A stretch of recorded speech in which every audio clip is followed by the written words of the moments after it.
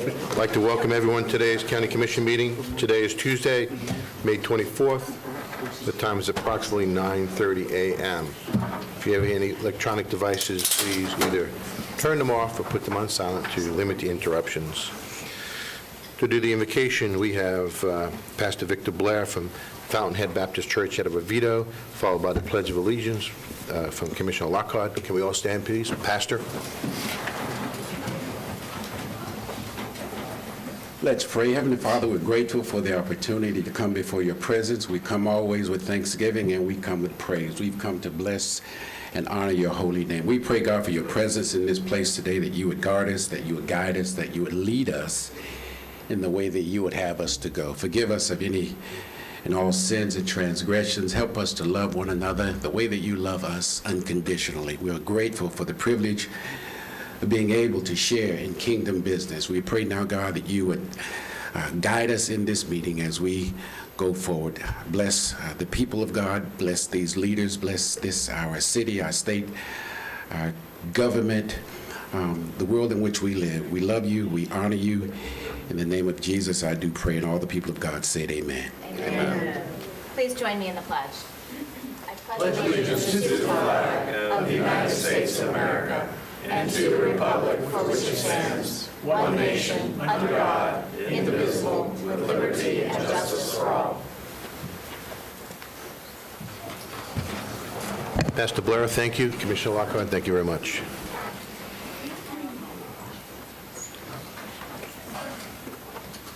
We're now going to go to proclamations, awards, and presentation. The first proclamation would be presented to us by Commissioner Constantine. Commissioner. Thank you very much, Mr. Chairman. And ladies and gentlemen, once a month we honor a Veteran of the Month here in Seminole County.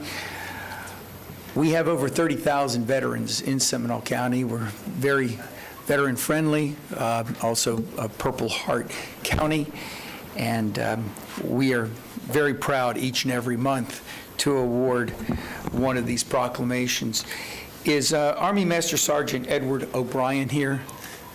Thank you, sir. We want everyone to know who we are honoring today. So with that, I will move that the Seminole County Board of County Commissioners, recognizing United States Army Master Sergeant Edward T. O'Brien for his outstanding service to the United States and Seminole County. Whereas the brave men and women of our Army, Navy, Marines, Air Force, Coast Guard, and Space Force demonstrate a resolute spirit and unmatched selfishness, reminding us that there are few things more American than giving of ourselves to make a difference in the lives of others. And whereas throughout our country's history, generations of service members have answered the call to leave their families, their jobs, and put their future and even their lives on the line to valiantly defend our nation. And whereas for many service members, the sacrifice has ended in permanent injury or death, yet their spirit remains in the continued preservation of our freedoms and the promise of liberty. And whereas there are more than 30,000 living veterans in Seminole County who serve our nation in times of peace and war, by their service they keep America strong. And whereas Master Sergeant Edward T. O'Brien enlisted in the Army in 1966 at the age of 17 years old and rose through the ranks to Specialist 6, serving 10.5 years of active duty. He joined the Army Reserves and rose to the rank of Master Sergeant for a total of 22 years of military service in the United States Army. And whereas Master Sergeant Edward T. O'Brien served in the Army as an infantryman in the Republic of Vietnam, receiving the Vietnam Service Medal, the Vietnam Campaign Medal, National Defense Service Medal, 3 Good Conduct Medals, an Army Commendation Medal, Veteran Gallantry, Vietnam Gallantry, Cross Medal and with Palm, Combat Infantry Badge, and 2 Purple Hearts for injuries incurred in the line of duty while performing combat operations while in the Army Reserves. He was awarded the Paratrooper Badge. And whereas Master Sergeant Edward T. O'Brien retired from the Army and worked with AT&T for 19 years, He moved to Seminole County in 1982 and continued to work with AT&T as a systems programming and contract negotiations and analyst until 1998. He also worked for 12 years with Semitech, a company located in Heathrow, and handled contract negotiations. He volunteered to prepare tax returns for Disney employees and also other workers with H&R Block in Winter Springs, and he still organizes a quarterly lunch group with past employees of AT&T. And whereas Master Sergeant Edward T. O'Brien has brought great credit and distinction upon himself, the United States of America, the United States Army, and Seminole County. Now, therefore, be it proclaimed that we, the Board of Seminole County Commissioners of Seminole County, Florida, express their gratitude, admiration, and respect with for Master Sergeant Edward T. O'Brien for his outstanding service to the United States and to the residents of Seminole County. Be it further proclaimed, this proclamation is presented to Master Sergeant Edward T. O'Brien, along with our sincere congratulations and recognition as Seminole County's Veteran of the Month.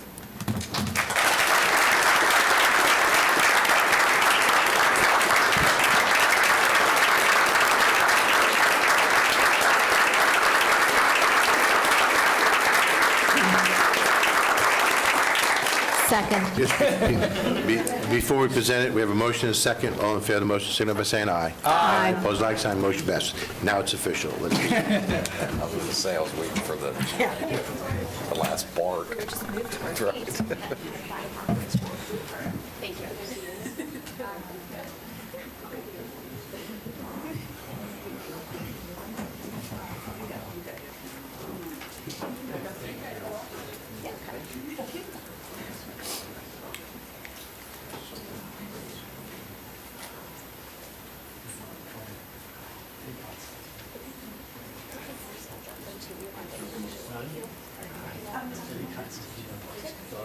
Yeah, I'll take it first. I'll get cheese. That way you can taste it.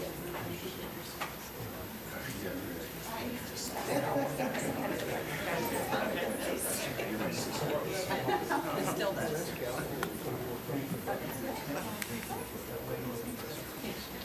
All right, all set? Everyone ready? All right, on my count, 3, 2, 1.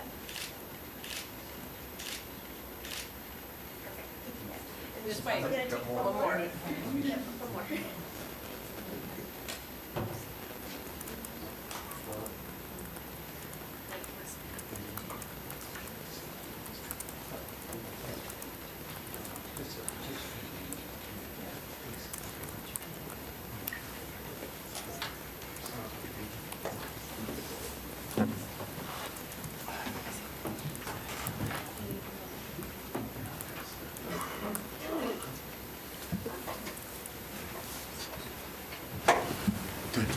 Does it speak? Yeah, it works.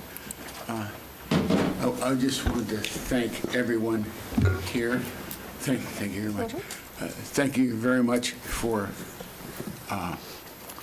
this honor.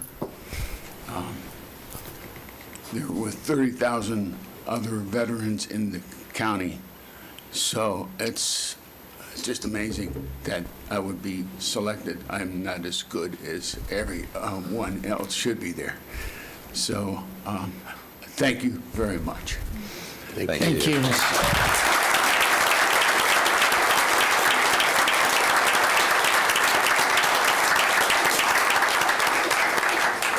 Mr. O'Brien, I just would like you to know that we all appreciate you very much and your family and all the sacrifices that you all made. I see that they continue community service as firefighters at the city of Lake Mary, so that's wonderful. But one of the things I wanted to say about non-commissioned officers and master sergeants, if you read anything about why Russia is failing in Ukraine, it's because their non-commissioned officers corps is so weak and ours is so strong, and it's people like yourself, sir, that have done us so valiant a service. Thank you. Okay, thank you. We got a real treat for right before the next proclamation. Next proclamation is about Memorial Day, but we're going to see a quick video. I'd like to introduce the video first before we show it. we've been blessed to actually, our staff, Andy and John, did a video of a World War II vet that was on Omaha Beach and was actually quite instrumental in that whole engagement. A young man, and he lives here in Central Florida. He just turned 100. He can't be here today because of some personal issues, so we did a video. And I want to thank our staff for going to him and actually doing this interview. They spent a couple hours with him, and this video is just a small snippet of a shot in time of his life that talks about what the men and women went through during that period. Can you show the video, please?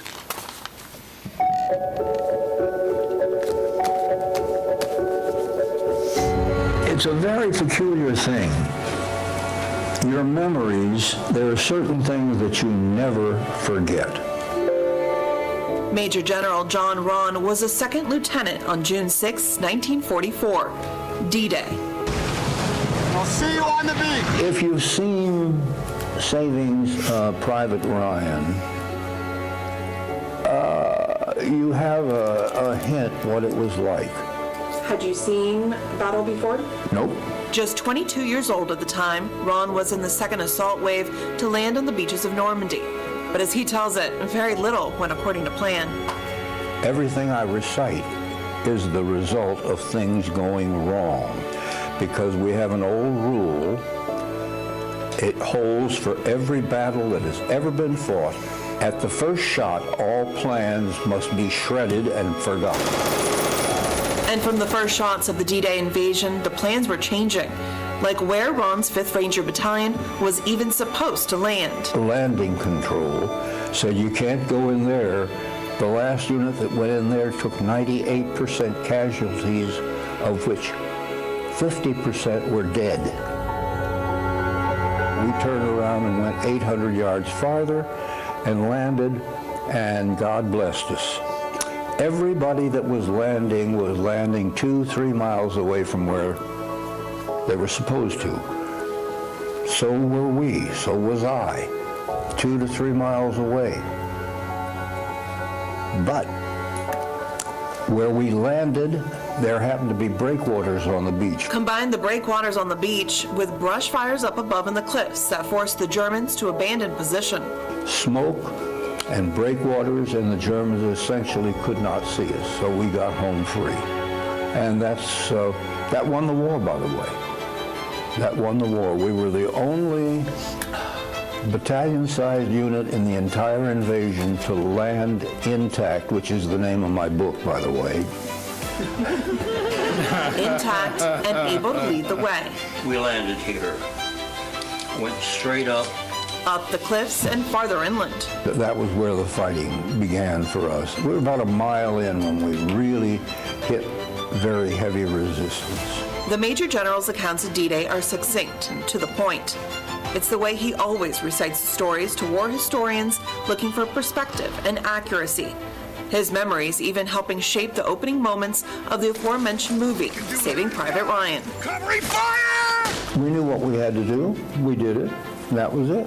Nearly 78 years later, surrounded by maps of his landing, photographs from his Army days, and his many medals of honor, and the General still knows exactly what he fought for on that fateful day. I was fighting for my country, period. That was the only thing.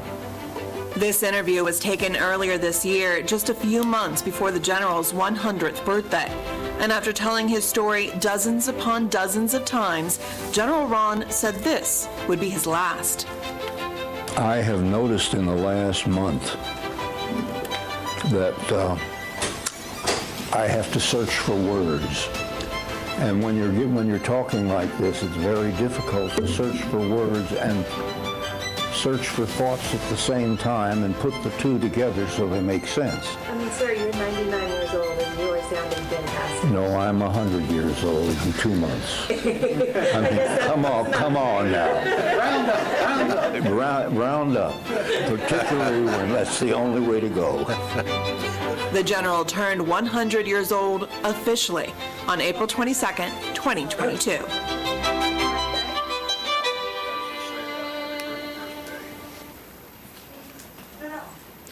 I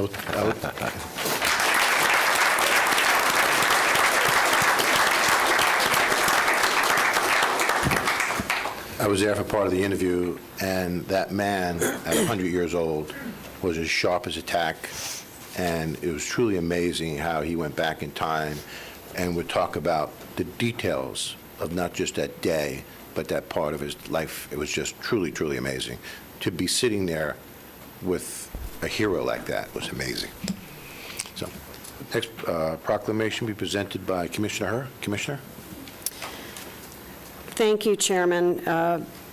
So for those of you that don't know, my father also served in the Pacific Theater and was one of the reasons why the casualties were low. So he was a Navy corpsman that landed with the Marines.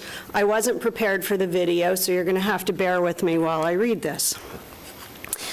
Fellow Commissioners, I move the following proclamation of the Seminole County Board of County Commissioners affirming May 30th, 2022 as Memorial Day in Seminole County, Florida.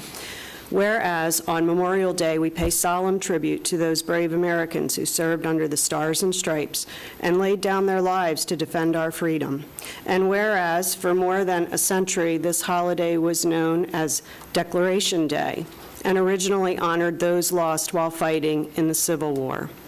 And whereas following America's entry into World War I, Memorial Day evolved to commemorate American military personnel who died in all wars, including World War II, the Vietnam War, the Korean War, and the wars in Iraq and Afghanistan. And whereas in 1915, after spotting a cluster of poppies, a brigade surgeon was inspired to write the poem In Flanders Field, giving voice to soldiers who had died in battle and lay buried beneath poppy-covered grounds. The poem initiated a movement to make the poppy a symbol of tribute to all who have died in war and remains an emblem of remembrance to this day. And whereas Congress, in a joint resolution approved May 11th, 1950, provided that Memorial Day shall be set aside as a day of prayer for permanent peace and requested President Truman to issue a proclamation calling upon the people of the United States to observe each Memorial Day in that manner. And whereas Monday, May 30th, will mark the 152nd anniversary of Memorial Day, and whereas more than 1.2 American soldiers have died in conflicts, and more than 8,000 of these soldiers were from Florida, and whereas today 1.4 million Americans serve in active military duty, 92,249 of whom are from Florida, while another 1 million Americans serve in reserves and National Guard. And whereas on Memorial Day and every day, the citizens of Seminole County must remember the servicemen and women who sacrificed their lives to ensure our own. Now, therefore, be it proclaimed that the Seminole County Board of County Commissioners does hereby recognize May 30th, 2022 as Memorial Day. And be it further proclaimed that the Board of County Commissioners requests that at 3 p.m. on Memorial Day, Seminole County residents voluntarily observe in their own way a moment of remembrance and respect, pausing from whatever they are doing to honor our military heroes and their valor. Adopted this 24th day of May, 2022. Second. We have motion second. All in favor of the motion, signify by saying aye. Aye. Opposed, like sign. Motion passes. Commissioner, would you like to present it? Sure. I think all veterans that are here today, we would love for you to come down. If we have a veteran Yeah. in the audience, would you please come forward, please? We have a couple. Bill, that includes you.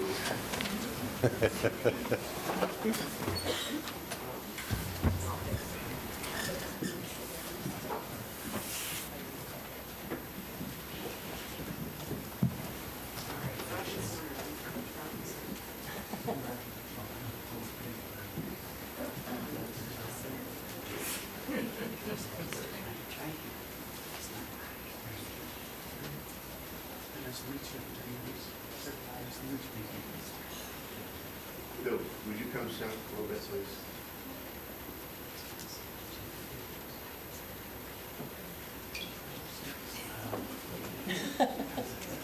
Perfect. All right. Squeeze.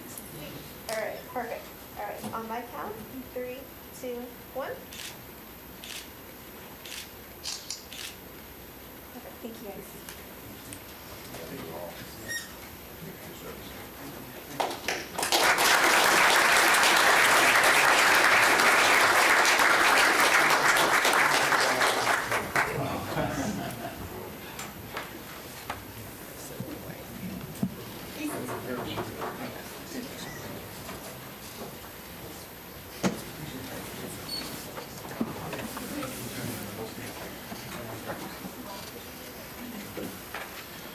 The next resolution will be presented by Commissioner Lockhart, for retirement of Joe Abel.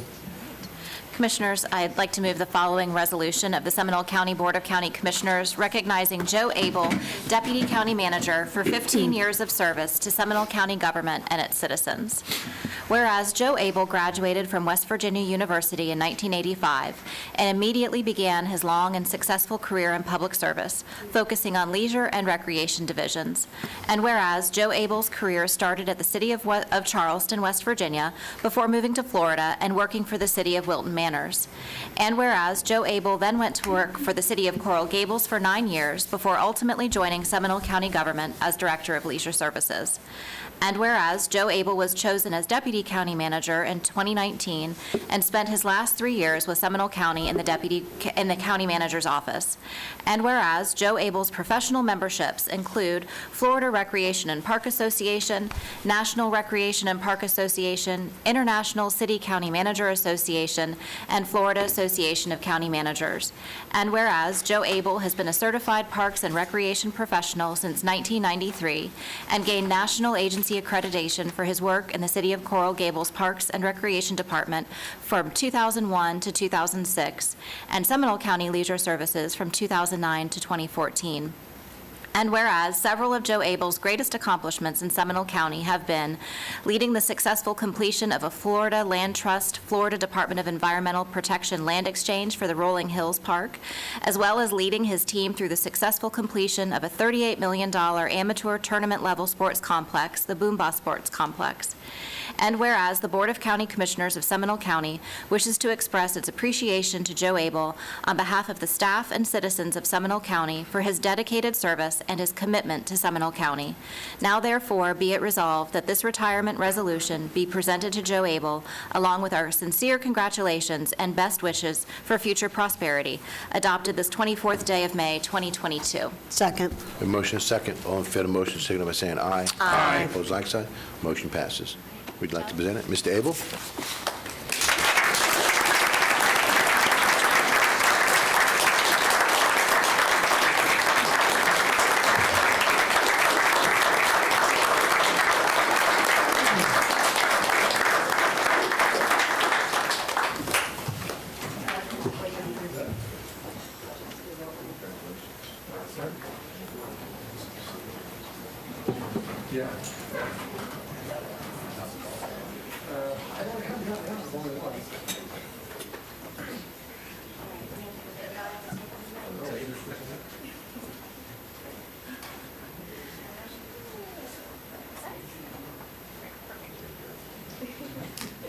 All right. Ready? On my count. 1, 3. 1, 2, 3.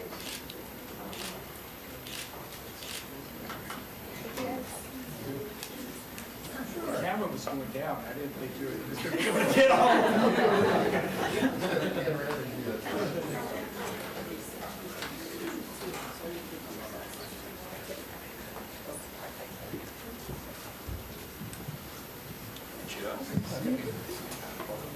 Thanks.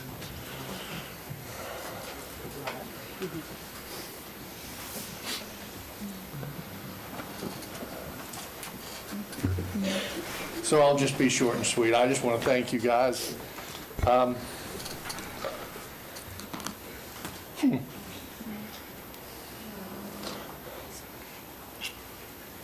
I just want to point out that you can be sweet, but probably not short. I really want to thank the citizens for allowing us to come into the county. And I can remember in 2007 when I walked through the door, it was like, and walked into Parks and Recreation, it was like walking into 1980 something. And I think we've done a pretty good job over the last 15 years, bringing us into the 21st century. A couple of good things that happened. But I want to thank the citizens for allowing us to come in and do some things that we got to do for the quality of life. And then I really want to thank the staff.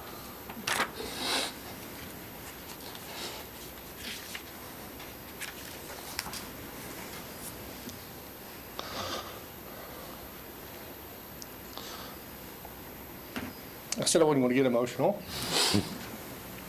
But I want to thank the staff, because any accomplishment that I get to take any credit for really was about all of those people. You know, the Danny Trossets, the Rick Durs, the Michael Wearsings, everybody in this room that had a part that played in, you know, me just trying to put the team together. I always thought of myself as a coach, and the coach didn't win the game. The coach made sure that the right players were in the right spot on the floor, making things happen. And that was always my philosophy, was try to be a coach. And I just want to thank the staff for being the players that you were on my team. So thank you.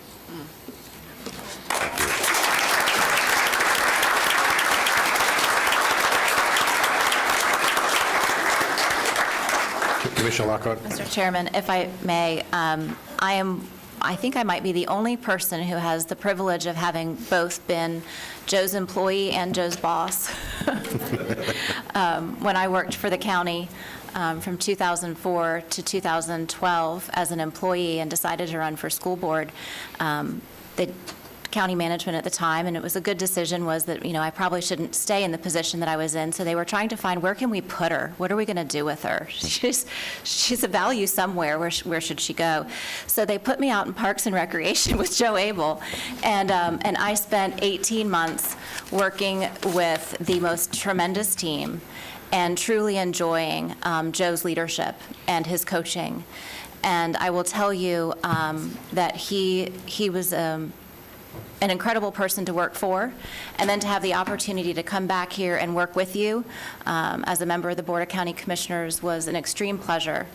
And I'm shocked that the resolution didn't include, among your greatest accomplishments, changing the cost of a can of tennis balls, because that was probably one of the first and biggest uproars that happened in this community when Joe Abel came to town and said, we're losing money on tennis balls. We need to increase it by about a quarter a can. And you would have thought that the world was coming to an end. But he handled it beautifully, and we're no longer losing money on tennis balls, I don't think. So thank you, Joe, for your service, and thank you for taking me on as a member of your team. Commissioner Zimbauer? I think we'd be remiss in not thanking Joe and his staff for the latest accomplishment, which was the Deer Run acquisitions. You know, I was talking to Joe on a regular basis. I know a lot of us were.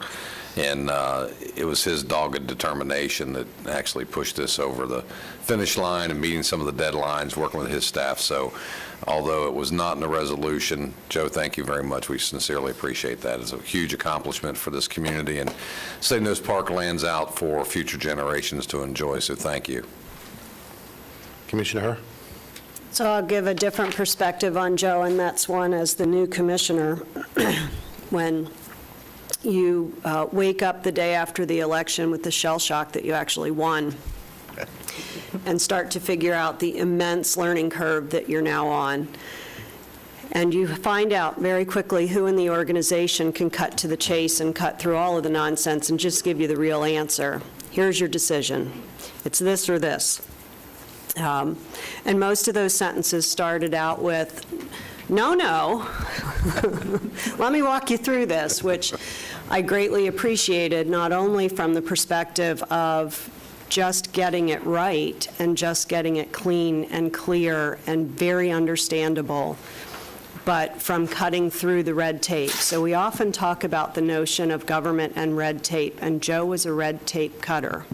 And for that, I will miss you. Thank you. I'd like to add something as well. I know that you came to the county in 2009, Joe.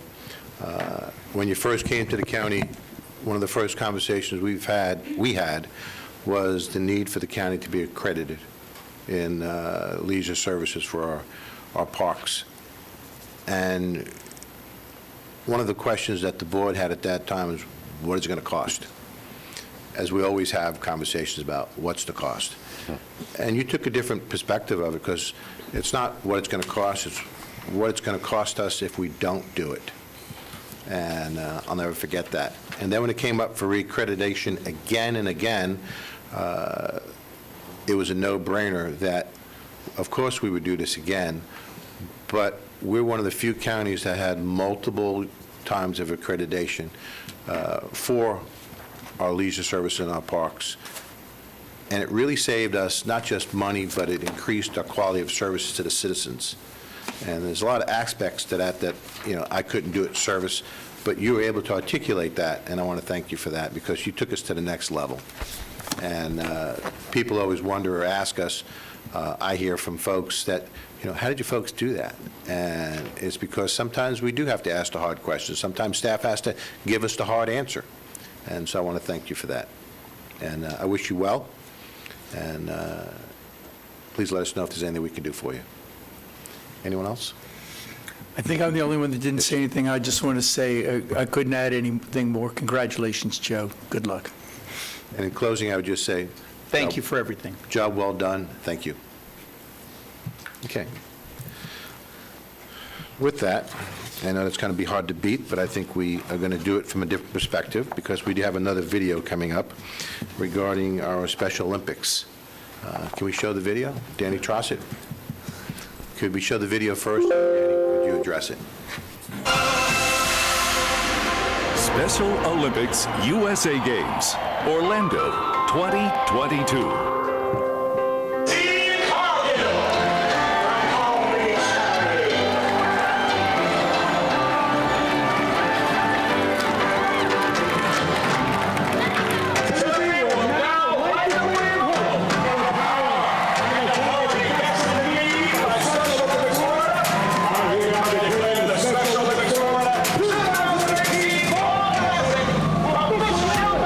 My name is Emery Nieves. I am 21 years old. I'm doing cheerleading for Special Olympic USA Games.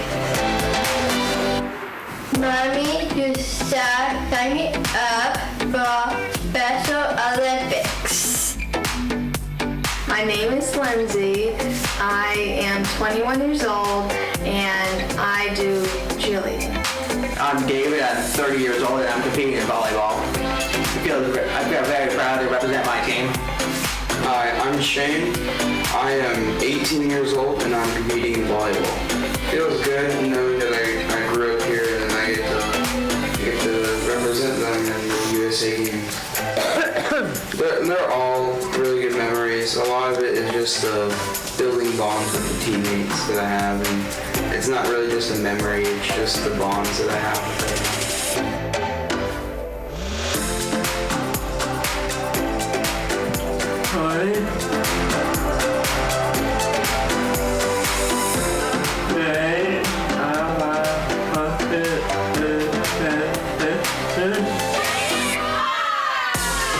My name is Brittany Tagrini. I am 31 years old. I am competing in tennis at the USA National Games. I have been playing tennis for 13 years. It is a great honor to represent Seminole County at the USTA National Center. My name is Becky.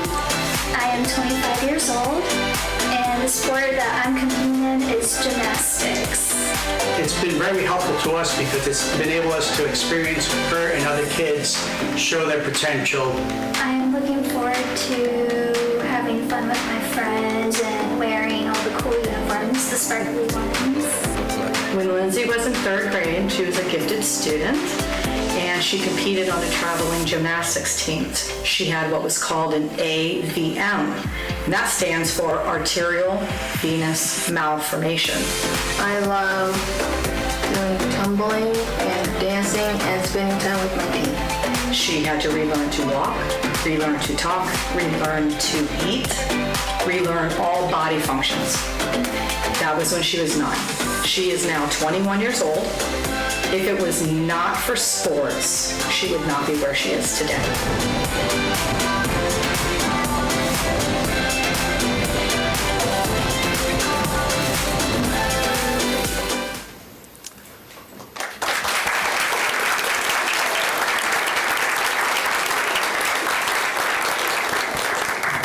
I also believe that we have Danny Trossett in front of us, the Sports and Tourism Director. Danny?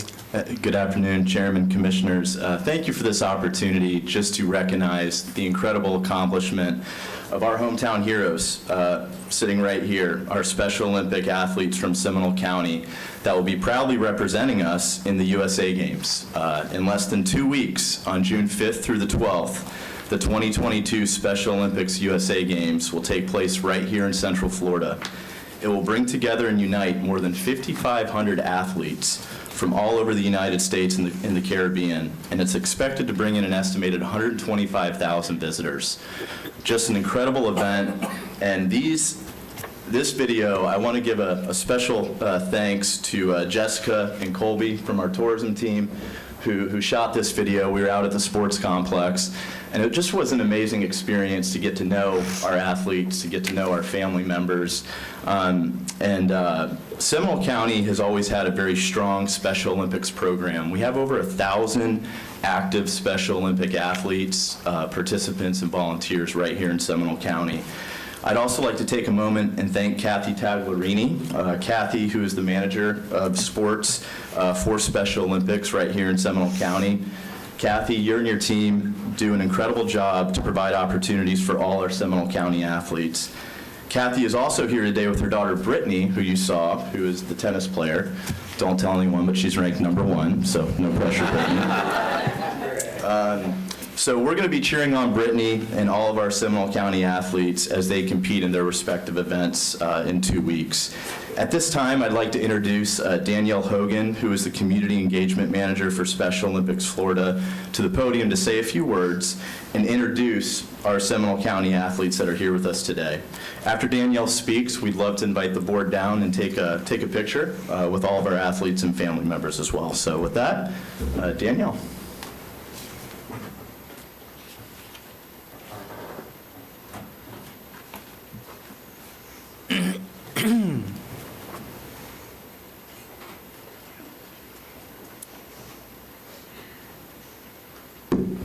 Hello, thank you so much for having us today. I also brought a friend with me up to the podium. Her name is Abigail. She is also one of the other members that will be representing Team Florida when we go to the USA Games. Abigail, what do we have to say? Thank you so much, Seminole County.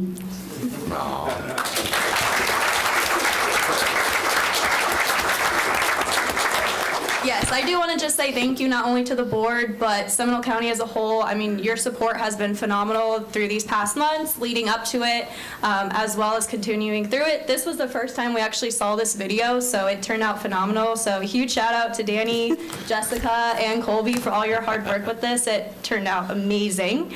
So it's not about me. It is about our athletes and partners who are here today. So if I could quickly just have them come up. One by one, I'm going to introduce them and what sport they're competing in. So first, I have Cody Brown, who will be competing in equestrian.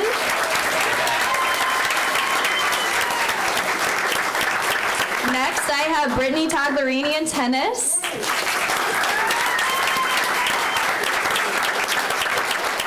All right, David is completely optional, but David Wolf, who is in volleyball, who we are hoping recovers very, very quickly from this past weekend.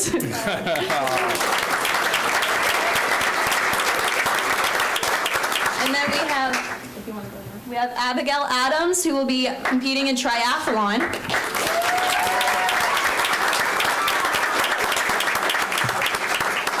And then we have quite a few members from our cheerleading team. We not only have athletes here today, but partners, because it is a unified team. So if I could have up Lindsay, Ashley, Anna Marie, Sari, Sophia, Lucas, Carly, and Brooke.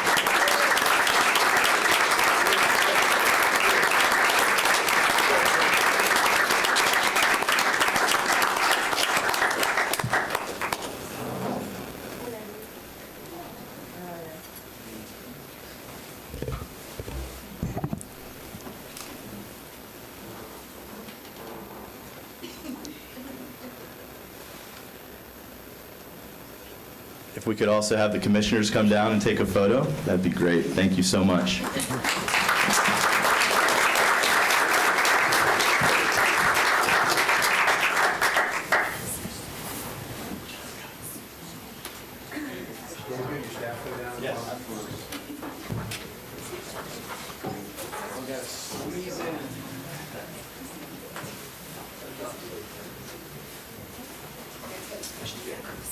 All right, little one, be careful.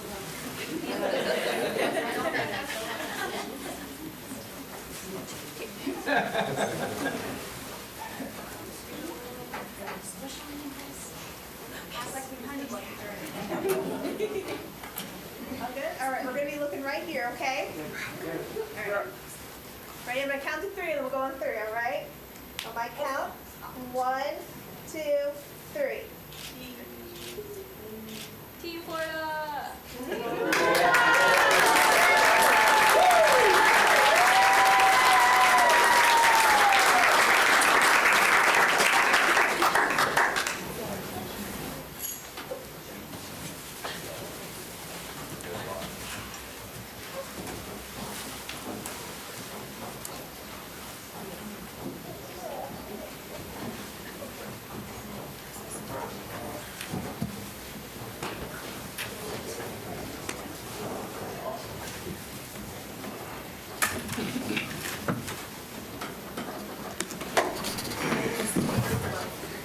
Commissioners, any additional comments?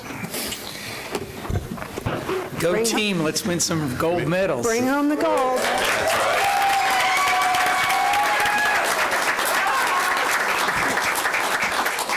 On behalf of all of Seminole County, I want to wish you well, I want to wish you good luck, and love to hear from the results, because I know they're all going to be positive. So thank you for representing all of Seminole County. Congratulations. Thank you. Thank you.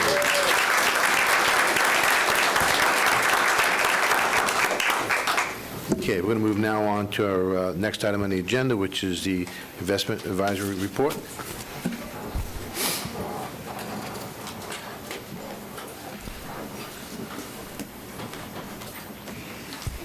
Thank you very much. Thank you, guys. Thank you all.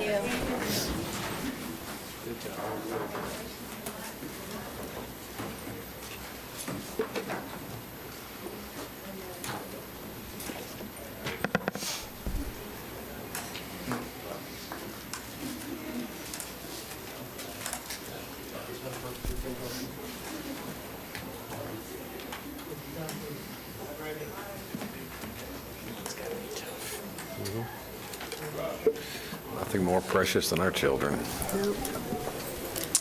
Okay, good morning. I'm Scott McIntyre with Hilltop Securities Asset Management, and it's been a really tough act to follow this morning. It's lots of really impressive presentations. Okay, and I want to make mine fairly short, as we always try to do. The biggest issue with investments these days is inflation and where inflation is going, and it continues to move higher in most measures. So the Fed has responded. They raised interest rates since the last time we were here by 50 basis points. They expect to raise by 50 basis points more in June and July at the next two meetings. That June meeting is in 3 weeks. So we expect that rates will be 50 basis points higher at that point in time. A number of people have asked me about recession and how likely that is this year. I do think that recession probably is somewhere out there. It always is. It's a regular part of the cycle. We don't expect that it's going to show up until next year, and it's possible that there's a soft landing. But I tell you what, there continues to be a lot of uncertainty. But I wouldn't be surprised if we saw a recession. If we do, it'll probably be very mild because there's so many jobs. And when we typically think of recessions, we think of a lot of people being unemployed, and that's very, very unlikely to happen this time. Market yields are actually a little bit lower, at least out on the curve, than they were the last time we were here. I don't know if that will continue. Stock markets have been wildly volatile, down again today in early trading. Don't even know what to say about stocks. In terms of new events that are starting to drive the market, Chinese officials had warned the U.S. over support of Taiwan. That looks like that may be another potential conflict, and certainly something that will be very disruptive to the markets going forward. And of course, the war in Ukraine continues to add uncertainty, and uncertainty is kind of what we're going to address today with being a little more conservative than we might have otherwise been. The only chart I'm going to show here is inflation. I want to point out that the year-over-year inflation rate actually moved downward, but a lot of that had to do with the fact that energy prices were down during that report, and since then they have moved higher. In fact, gasoline prices as of last week were the highest they had ever been in history all across the nation. And we come to find out that it's not so much the crude oil being short as it is refinery capacity. And I'm not sure how we're going to address that, but there just doesn't seem to be enough refinery capacity right now, so we'll see. The expectation is the energy prices will continue to rise. We're moving into the high point for gasoline usage, which starts this Memorial Day and actually lasts through about mid-August. Sort of the same story in housing in terms of housing prices. Typically the housing market hot point is from May until August. So, if you're expecting inflation is going to calm down within the next 3 months, it's kind of unlikely. And the Fed knows that. So the outlook right now, as I mentioned before, the Fed has told us in no uncertain terms that there are rate hikes ahead. The big question is, and it's not a real big question, but some people feel like the Fed should be more aggressive. So, I think the possibility of 75 basis points is thin, but at least a possibility for May. There is a 30% chance of recession over the next 12 months, according to the latest Bloomberg survey. I do want to mention the last time the Fed orchestrated a recession to fight inflation was 1980, when Reagan came into office, and Paul Volcker raised rates, despite the fact that inflation was through the roof, and he basically needed to clip the economy at the heels, and that's exactly what he did. After that, it ushered in a really strong period of economic growth, but we had to get through some rocky periods before that. I'm not sure that Fed Chair Powell is going to be able to stomach the idea that we're looking at recession. We had a first quarter negative GDP print. Very unlikely to be negative in the second quarter, but at least a possibility. You wonder whether or not the Fed can continue to slam on the brakes when the car has already stopped moving forward. So we'll see. This is all very uncharted territory. The bond market is priced in 8 quarter-point hikes over the next 9 months. That means that when we're buying, essentially we're getting those rate hikes up front. That's been the case for a while. The question is whether or not the Fed's going to have to be more aggressive in the short run, and we're not really sure about that. So investment choices, what you see scratched out is what we experienced the last time we met, and I will tell you the very upfront portion, 3 months, 6 months, they are higher because the Fed raised rates between the last time we were here and now. As you move out the curve, you see the yields start to move a little bit lower. To some degree, I think that reflects a flight from quality away from the equity markets. People get into bonds, so that's given a little bit of a bid. The banks over there on the right-hand side, Florida, savings accounts have been very, very generous to the county down through the years. They don't want the money, so they're not raising rates at the same pace that the pools and the other options are, so we're moving money out of those banks unless the banks are willing to step up, with the expectation that there may be a time when they need it back, and then the county can reconsider whether or not they're moving money. Overnight investment rates, right now most of the monies, the liquid money that the county has is in Florida Prime. That's managed by Federated. The state has oversight on that, so that's, we feel like the best option, not only the best option, but also the highest yielding pool in the state right now. Those Florida term rates are high relative to other rates, but right now the amount of money that's in Florida Palm is very high, and I feel like we need to just roll over what comes due instead of adding to that. Kind of try to keep a balance. What we've tried to do is increase the full faith and credit treasury issues as best we can. So upcoming maturities, as you see, there are some very low yields that are coming off that were put on, in some cases a year ago when the expectation was rates could be negative. We're way past the idea of negative rates now, but if you're wondering why we would have ever put a 10 or a 15 basis point investment on, it has to do with the idea that it looked like there's a possibility of negative rates at some point in time. So those are all coming off gradually, actually pretty quickly, and they're being replaced with much, much higher yields. Some recent investments, there was $20 million purchased at about a 242, almost a 250 level. Those went out about 18 months. And there was a Palm term that rolled over. You can actually see it up there in the maturity. The Palm term was at 10 basis points. It was rolled over at 206. And we only decided to go out in that case about 7 months. That seemed to be the sweet spot. We expect we'll be able to reinvest that back at a higher rate later.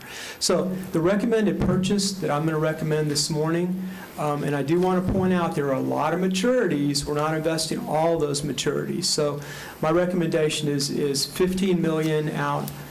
I guess that's roughly 14, 15 months and 15, 16 months.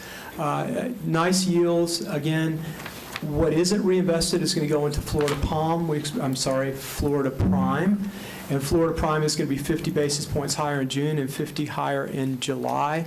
This is kind of a conservative strategy. We could go out and make purchases that immediately are yielding higher, or we could wait and take a better opportunity to what we feel like will be a better rate going forward.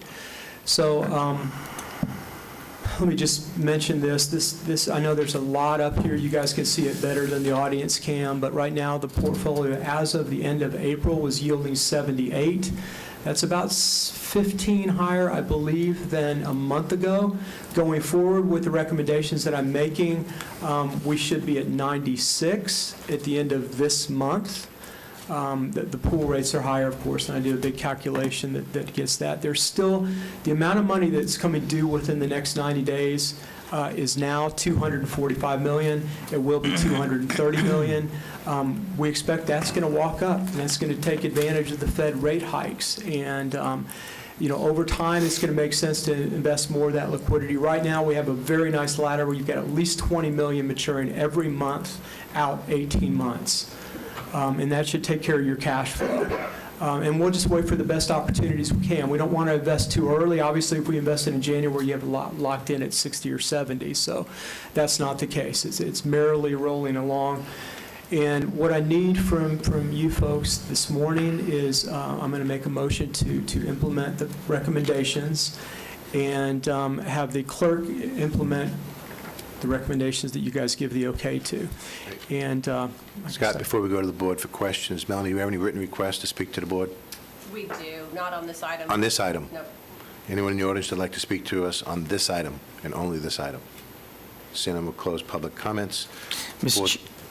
Commissioner Locke. Mr. Chairman, I don't think that Scott suggested that he was making the motion, but it was a recommendation to make a motion, which I will accept the motion that he suggested. Second. The motion is second. Any discussion? Grant, do you have any comments? No comments. Okay. All in favor of the motion, signal by saying aye. Aye. Opposed, like sign. Motion passes. Thank you. I'm going to blame that on my fading eyesight. Thank you all very much. Okay, before we move on to the consent agenda, pursuant to Florida law, the public has the right to be heard on all propositions except when the Board of County Commissioners is acting in administrative or emergency matters and conducting a meeting exempt from Section 286.011 Florida statute. The public comment time shall be given 3 minutes for individuals and 6 minutes for groups. The right to be heard during quasi-judicial hearings is governed by Florida law. The public will be provided the opportunity to be heard on non-agenda items at the end of the meeting, and proper decorum will be observed. Before we move on to consent, I'd like to ask the acting county manager, deputy county manager, is there any changes to the consent agenda? Yes, Mr. Chairman, we'd like to recommend that items 18 and 24 be removed from this agenda and moved to the June 14th meeting, and item 32 be added to the consent agenda, please.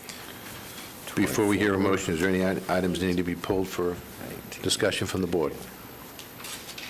two items I'd like to ask for as item 15 and item number 17 for separate discussion. Mr. Chairman, if there's no other changes, I would make a motion that we approve this consent agenda, items 6 through 23 and 32, with the exception of 15 and 17, and 18 and 24 to be moved to June the 14th. Second. A motion, second, discussion? All in favor of the motion, signify by saying aye. Aye. Opposed, like sign. Motion passes. Excuse me, Mr. Chairman, I have someone who'd like to speak on item 15. That's coming up. I know, that's why I'm just letting you know.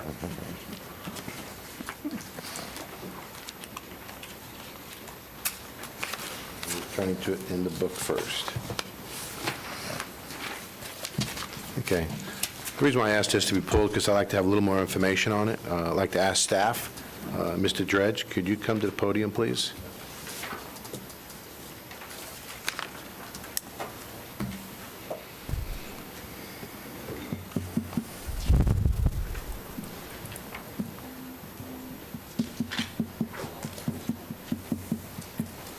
And for background, we're asking to put no through truck traffic on this road, correct? Yes. Okay. For the record, John Shesh, Public Works Director, County Engineer. Item 15, we already have, it is no truck, a through truck along with Markham Road. Okay. And also, what that resolution is, asking DOT to keep this sign on 46 permanently. Now it's temporarily for the duration of the construction of Wekiva Parkway. Okay, great. The question that I have is that after reading the paperwork, I don't see any fines or anything, or how does that get policed? It is, we leave it up to the sheriff how they want to enforce it. Okay, so there's no enforcement piece that's actually declared? Not, that is the resolution is only to keep the sign permanently on 46. That's all the purpose of that resolution. Okay. Commissioner Constantine? It was my understanding, Mr. Dredge, that, and this came from, as a request from Commissioner Herr, so I did want to point that out. We asked the staff to look at it, they brought it back. There is already a sign on Markham Woods. This is basically a request for more signs and the sign to continue to stay up, correct? No, no more. No, it is the only thing is that resolution. It is to keep the sign already on 46 as a permanent, asking DOT to keep it permanent. That's the only purpose of that resolution. Commissioner Herr? To put some context around this, the signs already exist on Lake Markham Road, not Markham Woods Road. That is within our jurisdiction.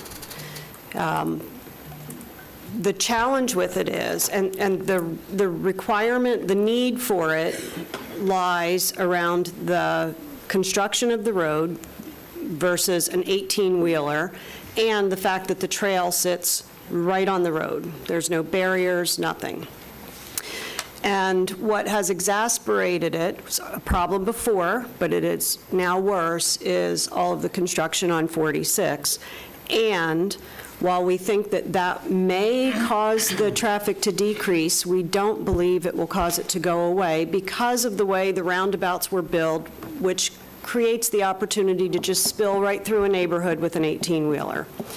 So we put the signs up on our road in order for FDOT to agree to keep the signs on 46, which, by the way, we do not want 18-wheelers turning around once they get onto the road. And once they get onto the road, it's really too late, so now they're spilling through all of the neighborhoods back there.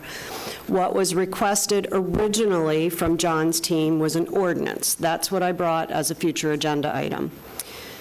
It was then determined by legal that we don't need an ordinance, we need a resolution. FDOT confirmed that. You can nod yes if you're, give me an amen, okay. And so that's where we are. It is my perspective, and you can correct me, Paul, if I'm wrong, that the policing of these, that doesn't happen at this stage of the game. All of the sheriff's opportunities and requirements lie elsewhere within code, and that the sheriff has signed off, correct me if I'm wrong, John, with the notion that what we're doing here would be enforceable.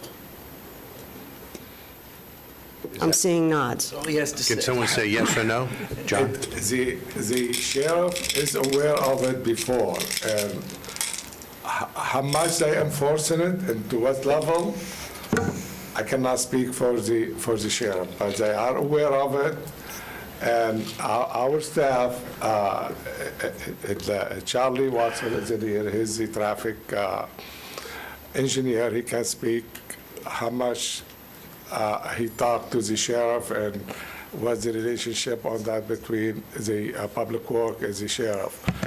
But how much they enforcing it and how much, to what level, I cannot speak with the sheriff, but they are aware of it, we coordinate with them, and that's all I can. Commissioner Zimbauer? I actually see this as a little different issue. From the standpoint, I understand the enforcement inquiries. I understand Commissioner Herr's desire to make sure that, her district is well represented and protected. This actually is, in my mind, is beneficial to those commercial drivers. And here's how that's beneficial. Whether it's enforced or not, this gives a commercial driver a heads up that one of the reasons you may not want to go down here is because you're going to get your rig in such a configuration, you may never, ever get out of that. And you may have to run over people's yards, you may have to run over sidewalks, you may have interactions with signage, trees.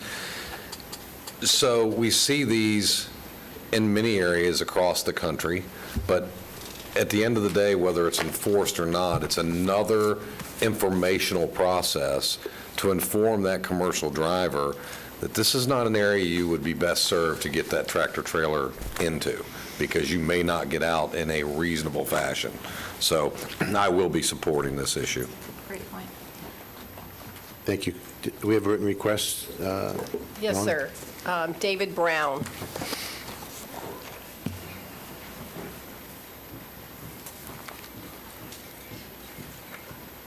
Good morning, everyone. Morning, David. Mr. Brown, when you get to the podium, can you give us your name and address for the record? Oh, sure. David Brown, 785 Longwood Markham Road. Ground zero for this. As you found out this morning, I'm a veteran. I'm also a 28-year veteran of federal law enforcement, retired. Thank you. Thank you for your service. I did write some notes since I want to be concise. I moved to Longwood Markham Road a little over 3 years ago, just as the Wekiva Trail was being constructed right through my front yard. I was happy about it. I'm a cyclist, so I'm glad I go out my driveway right on the trail. It's great. My house has 8 windows facing the trail in Longwood Markham Road, and I see pretty much everything that goes on in the middle of that road. About just over a mile-long road, residential, 100% residential, in a residential district. After moving in, I soon noticed the volume and speed of traffic and the close proximity of the vehicles to the pedestrians using the trail. I was concerned for pedestrian safety, as I saw almost daily near misses, people passing in no passing zones, cars actually increasing in speed coming towards the crosswalk where the trail crosses. And then the big semi trucks coming down the road at 50+ miles an hour, literally feet from little kids on their bicycles, mom pushing strollers. It was a very dangerous situation. I complained to the county for a year, and unfortunately, right after about a year time, the accident happened, and my neighbor, Ed Mukowski, was crossing the street, Longwood Markham, in the early morning hours, and he was killed by a vehicle. After the accident, I decided I was going to do more. I started a petition to ask the county to make Longwood Markham Road safer for pedestrians. The petition currently has over 1,200 signatures. And in that petition, one of the measures was to restrict large, over-the-road commercial trucks from using Longwood Markham as a cut-through. Rightfully, the county, along with FDOT, agreed to implement the no-through truck zone, and I worked with the sheriff's office to increase enforcement in the zone. And I could, whether you want me to answer it or not, I could answer you the question, do they enforce it? Absolutely. I can pull out my phone right now and get Lieutenant Thompson on the phone, who I talk to weekly, about his enforcement measures on Longwood Markham. If the sign is properly placed, they can enforce this traffic sign. So the resolution today is to keep the no-through truck signs posted on 46. You just keep... I'm almost done, yeah. I would like to thank Commissioner Herr for her time and energy to make the resolution possible, and for her openness and willingness to listen to me and the community about this issue. And I want to thank all the commissioners for their support to make Seminole County safer for everyone, the commuters, the cyclists, pedestrians. We can't forget about our wildlife. Thank you. Thank you. Thank you. Thank you, David. And we also have Joe Humphreys.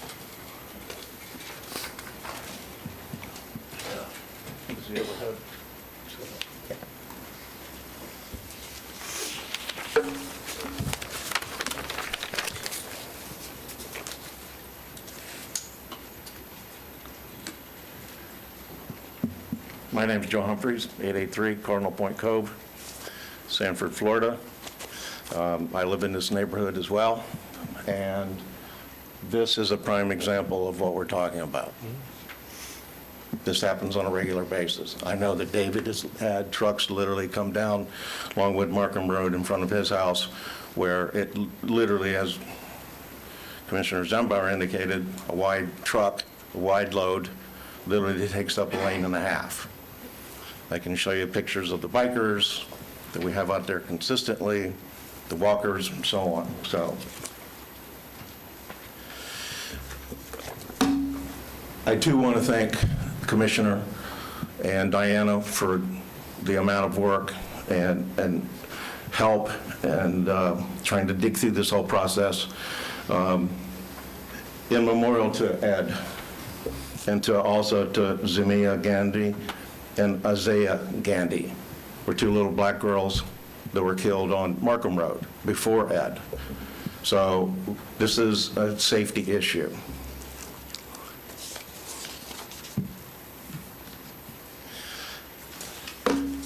We do lots of studies, lots of reports, lots of research. Then the question is, what do we ever do with it? This is a great report John put together. There's only two people on the commission that were there at the time. If you go back to the plan overview and key considerations, improve safety for all transportation users, especially pedestrian and bicyclists. We all know this commission has spent money for, bike walk. We've done studies. There was a report that was done talking about the safety issues on these particular roads. As Dave said, it's really changed dramatically since the trails were completed. If you go back again to this study, it talks about residential versus collectors. This is the area. It's all residential, 100% residential. This is not a place for over-the-road trucks, period, end of story. This shouldn't be a point of conversation. And if there's a place in the county that there's a template for these kinds of safety issues, it's right here. It's laid out, it's constrained by county ordinance, state relationship. So again, we thank the commissioner. There's a lot of people that couldn't be here today that are fighting COVID that would love to have been able to call in. That's why I'm wearing a mask, because I'm trying to stay healthy to get out of the country. Thank you. Thank you, Joe. Thank you, Joe. Anybody else, Melanie? No, sir. Anyone else in the audience that'd like to speak on this issue? We'll close public comments. Two reasons why I wanted to have this conversation. First of all, I think it's important that safety is our number one concern. I wanted to make sure that we could actually enforce this, so I'm glad that our attorney's telling us that we can. Yes, we can. Appreciate that. The next reason why I want to discuss this is because since safety is our primary concern in this county, and should be, and is, I want to make sure that we're going to continue this in other neighborhoods, because there are other neighborhoods around the county that have these similar issues that need to be addressed. And I want to make sure that as a board, we're going to be addressing that in the future. And that's the reason why I wanted to discuss it. Commissioner Zimbauer? You know, I as one commissioner, will always keep an open mind to any other commissioner who has a district that has some impact related to this or any other item, as long as we flush it out and understand that our staff has reviewed it and we've got all the details. I think we should all keep an open mind from that respect. Just wanted to make sure that we're moving down the road of public safety in other neighborhoods. Commissioner Herr? Yep. I just wanted to thank David and Joe for all of the time that they've invested. David has been just a model citizen in terms of his approach and his persistence. And a huge shout out to Diana for making sure that this got over the finish line. And with that, I will move to approve. Second. We have a motion and a second. Any other discussion? All in favor of the motion, signify by saying aye. Aye. Opposed, like sign. Motion passed unanimously. Now move on to item number 17. Had some questions. First of all, I was hoping that at some point we would see presentations from each one of the applicants that are presenting on our medical insurance. I was told that that's not necessary, and I wanted to get a feel from the board on how they felt before I start asking questions. Does anybody want to see a presentation? Having read all of the comments and the rationale from the many team members who served on the committee and talking to them subsequently, I'm very comfortable and confident with the work that they did. Anyone else? Commissioner Zimbauer? Although I may have desired, to see a full-blown presentation for all, I have interacted with staff enough and our consultant to have my questions answered. I certainly would like to hear my fellow commissioners' inquiries, if there are any. That may be something that I'm not aware of, but I will keep an open mind from that aspect. Great. Commissioner Herr? I think it's important to protect the purchasing process and the integrity of the purchasing process.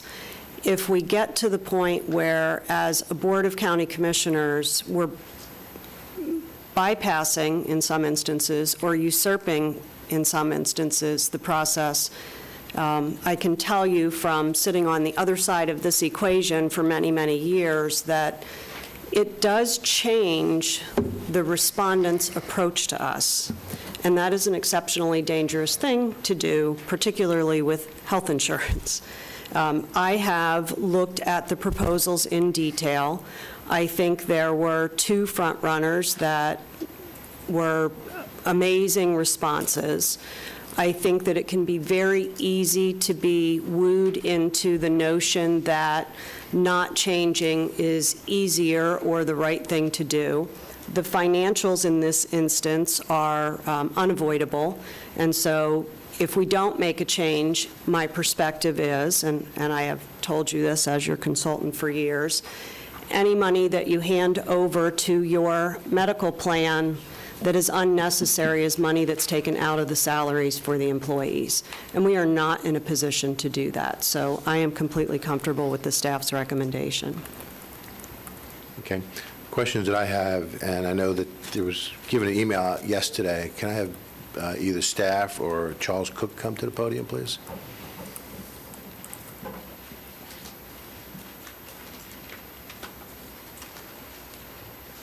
Diane Reed, Purchasing and Contracts Division Manager. And Diane, I do appreciate all your hard work. And when we had our briefing with Mr. Cook, one of the biggest questions I had was about capitation. Remember that? Yes. And I know you sent us a response yesterday, and I just need more information on that, how that's actually working. And I didn't know who would be addressing that, because in the email that I received, it wasn't that clear. Okay. I'll introduce Charles Cook. He's our insurance benefits consultant from McGriff Insurance Services. He's more familiar with all of those insurance terms. Sure. Okay. Commissioners, Chairman Delory, thank you for the time to brief you all. Capitation. Capitation came from the old HMO world, where a carrier would pay a doctor a certain amount of money per month for every member that was on that doctor's panel, and whether the people went or not. That's the original word. There are certain things that carriers capitate, some chiropractic, some lab, where they pay those partners per member per month every month. The top scoring company capitates their mental health program along with some of the standard things like labs. So it is every month as a claim, the county will pay for this mental health umbrella called capitation. I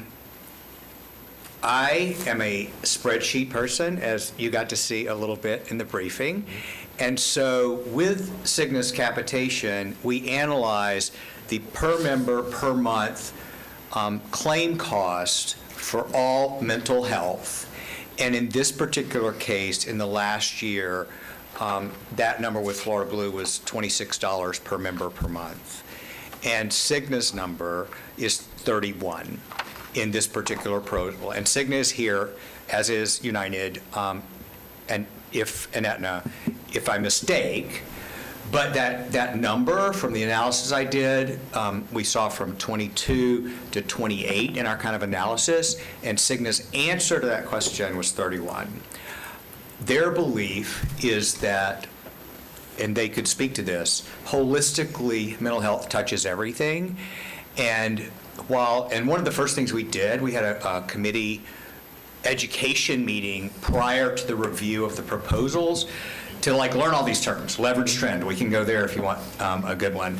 But this is something I wanted them to understand very clearly, because other carriers think that Cigna does it not the good way, and Cigna thinks they do it the best way. And so I wanted to provide those analytics. I think Cigna's explanation in the presentations was compelling, and part of why I think it was compelling right now is the state of mental health in our country. And so rather than being just a financial thing, we are now seeing where mental health touches so many things. And my question to Cigna in follow-up was, are you now trending that number much higher than the rest because of the explosion of mental health? And you see mental health providers raising their prices, and that's not the case in this from our evaluation. Also, the follow-up question I had discussion we had was regarding out-of-network. Okay. And I haven't really seen that answer yet. Okay, so in terms of out-of-network claims, we see in this market less than 1% out-of-network claims. And in most carriers reporting, that out-of-network is a line item every month. That's not the case in Florida Blue's reporting structure. So, if we had seen a $1.2 million out-of-network claim, that would have ridden all kind of red flags. So all of the carriers, interestingly, part of the evaluation is all of them have 99% plus offering of providers within X number of miles. So that was a metric, that was like a barrier to entry metric. And Florida Blue says very proudly they have more hospitals than anybody in the state in their network, and then that expands nationally. So what I wanted to find out for you was, where is this claim and where did it happen? Now, if you're out of network, there's something called shared savings. And that means that if you're out of, let's say something big happens out of network, the carrier will go and try to negotiate a one-off situation with that provider. And historically, the carrier would keep about 30% of the savings. And it became kind of a back issue because there's so few out-of-network claims, especially with these four providers. But this was not a metric in our measure, but Florida Blue said there was 1.2 million in out-of-network claims. We allowed 235,000, so we saved 900, in which case a Cigna or United or Aetna would have taken 300 of that $900,000 savings. I asked Florida Blue for the report. I said, I want to see the report. I don't want just numbers. They gave me 3 numbers. Here's the total amount. And what was interesting when they responded was they said the allowed amount. The allowed amount in our vernacular is a very different number than the negotiated amount. But I went back to them and said, George Epple, George was going to be here, so I think he's not here, but George Epple's the rep. I said, George, does allowed equal negotiated? Yes. And so the custom report would take 2 weeks. George told me Friday that I would have it yesterday so we can evaluate. But anyway, back to the 30%. So one of the parts of Cigna's contract is that, let's say it was $900,000 and it was one claim, their take for negotiating that would be capped at $30,000 on any individual claim. So when we spoke yesterday, why we need that report and why I think that's a great question is how many claims was it? Is it 1? Is it 4? Even if it's 4, we're $120,000. So I don't want to make light of it, but I think it's important that, a nice feature of Cigna is it caps at $30,000 on any individual claim. Okay. Then the follow-up question I had that I haven't seen anything yet is about the wellness, because we've all talked about how important wellness is, and I haven't really seen anything or heard anything yet in great detail.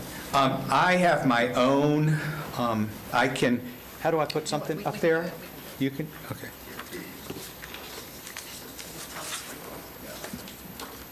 Wellness, I click it, okay. And I have scoring, I have highlights, I have barrier to entry and innovation, and then I have wellness. So this is a little small, but wellness is critical. And wellness, I feel like, as somebody who swims, bikes, or runs every day, that carriers have tried to check a box with wellness. Oh, we have it, And as an athlete, some of these things like Fitbit or whatever, those are second-tier things. They're not Strava, they're not Garmin, they aren't the real deal. So it's very frustrating. And once the carrier thinks they've checked the box, they have a program, and it does or doesn't work. This is the evolution. And Florida Blue has had a couple of commitments on wellness that did not come to pass. Given one of my first meetings last summer, in June or so, when I thought you were going to ask us to do an RFP for 2022, and I was very scared about that. Given the concerns, I asked Tony Jenkins, who's the market president, and George Epple to come meet with staff. Let's go through everything that we need fixed, and I wanted them to have an opportunity to do it. And I'm very clear with carriers, I'm not calling you out. I want you to have the opportunity to meet your commitments, and the board might not choose to go to RFP, but you did. So wellness has been a sore point, and in the 4 responses, so, they have something and they have a name for it. Can they track claims in wellness, like wellness exams? So one of the things we don't want to do is pull in, without employee effort, everything from the claim system. And that can take, Christina, what is the approximate time? 30 days to 60 days to get the report? Correct. Okay, so it's 30 days, 6 days to the report. So one of the questions in every presentation was, if we have a cutoff date for payroll for the deductions, how long from the end of the month, if the cutoff date's September 30th, would it be till we have that report, absent anybody who's not in the system yet? And that's 10 days. And that's the normal reporting period for every carrier except Florida Blue. So we would have that. It'd feed into the system. Then we get into, can it integrate with tracking devices? Because I don't want just steps. There are people that swim and play tennis, and the athletes can do different things. I want to track what you're doing by any device possible. Florida Blue can't do that. Can we integrate rewards, where if I do A, B, and C, I automatically can redeem a reward? They can't do that. Well, they can't in their normal. You have to pay for an upgrade.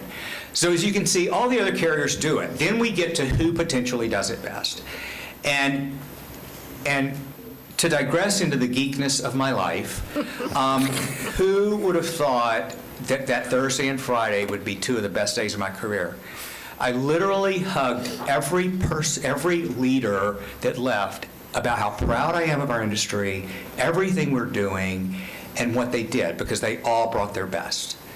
But in this case, Motivate Me can bring the information in from the claim system so that we can ultimately track not only physicals, but age-appropriate exams, take what the program is down to the next level. We can do rewards, we can integrate customizations, it's very customizable.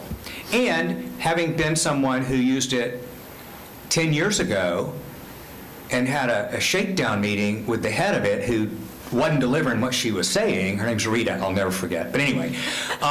So again, you're not calling anyone out, correct? No, Chairman. Except Rita. But anyway, they can deliver, and I think the committee was convinced of that. So I'm all about wellness. I mean, your 2% year over year is a result of what you're doing, and we want to make it better. Okay. Thank you. We'll start at Zimbow and work down. Commissioner Zimbow. A couple questions, and some just to get on the record. First question: what analysis, if any, has been given to employees? Arguably, one of the most sacred things we cherish is our relationships with our doctors. Any analysis given to how this affects our staff from the standpoint of they'll now be out of network, their doctor will no longer be in this network? Percentage-wise, is there any analysis that you can share with us that how much of our staff may be faced with your doctor's not in this network with the new carrier? The four major carriers interchange in different size groups with minimal impact. Minimal. So we did not do what's called a disruption report, where we get the top docs and check them, because in that case, if there's two out, you could theoretically never change. So what we did was by specialty, all OBGYN, all pediatrician, all primary, and the statistic is all were above 99%. One carrier in one space, and I believe it was Aetna, was 98.8%. Cigna was 99.x, offering 2 docs within 10 miles. So there's Are they exact same ones? I'd say there's a 98% overlap, but I don't have that particular metric. Okay. And I want to make sure, because we've run into this with our other carrier in getting prescription data, I want to make sure that's clear. The county's going to own all of our prescription information and data, and the carrier can supply all that? I have been promised that. I've asked it as many ways as you can ask it, and I would like a nod from. Okay. That's why we're getting it on the record. Do we need a verbal?